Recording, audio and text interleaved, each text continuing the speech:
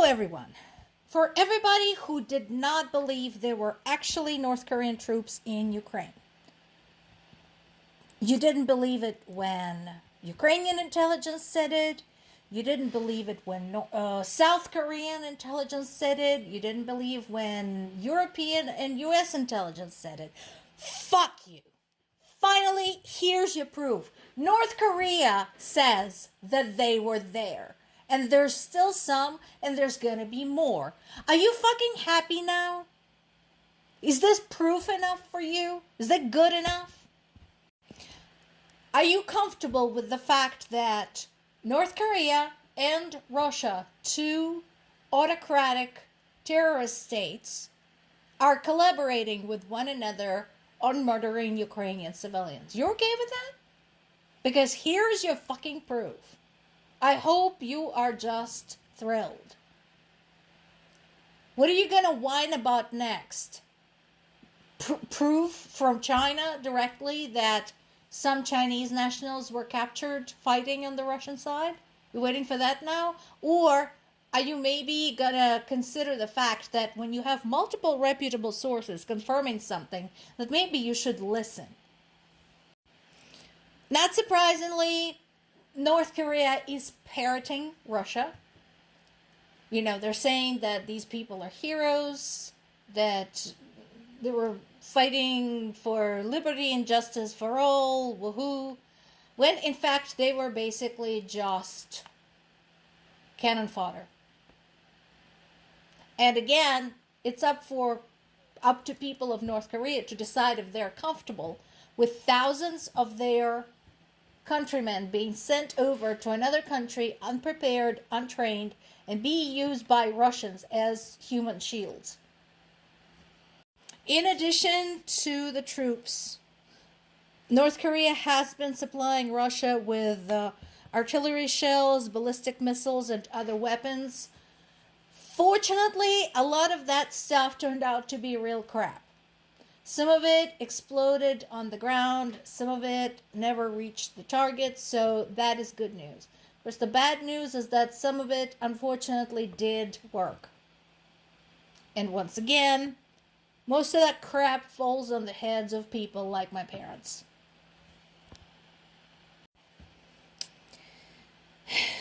They're still saying peace talks. Trump, Rubio, Witkoff. You keep using that word.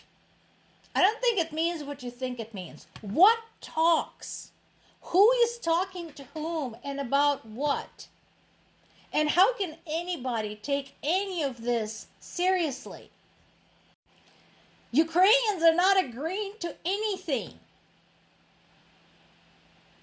Because the proposal by the US basically concedes everything to Russia. Nobody can accept that in their right mind.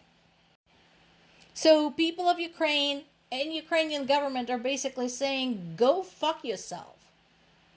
You surrender Alaska first, see how you like that. And maybe then Ukraine will consider surrendering Crimea.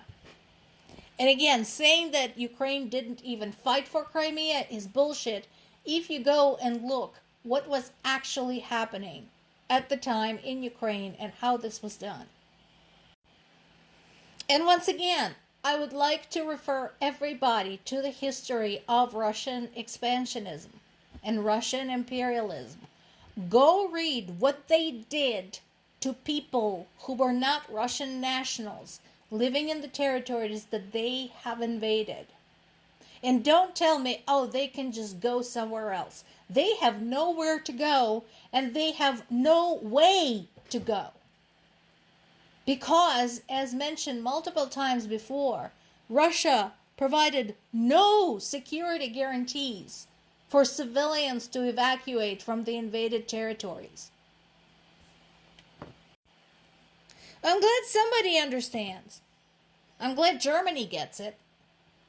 Of course, Germany still remembers their own history. They're probably looking at US right now and going, what the heck is wrong with you people? We already showed you why this is a bad idea.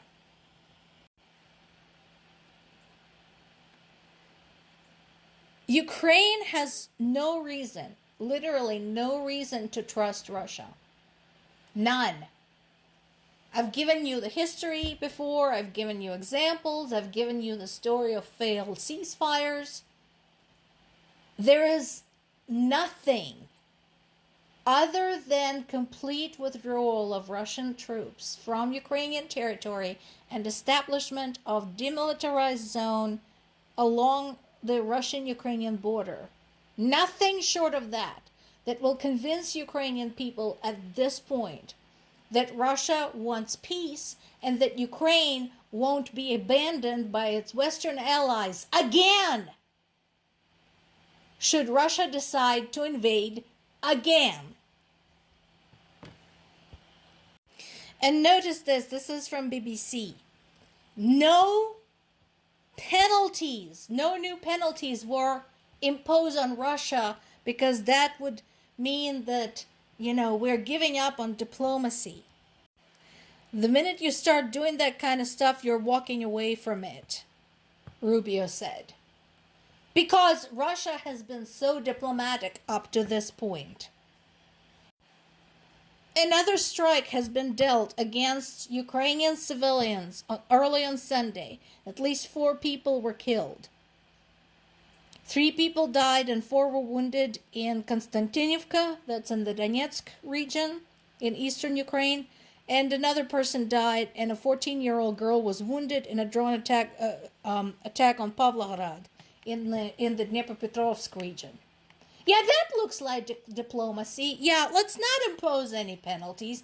Let's not give up on Russia's ability to negotiate just yet. It's fine. It's okay. It's going to be all right. We don't want to upset them.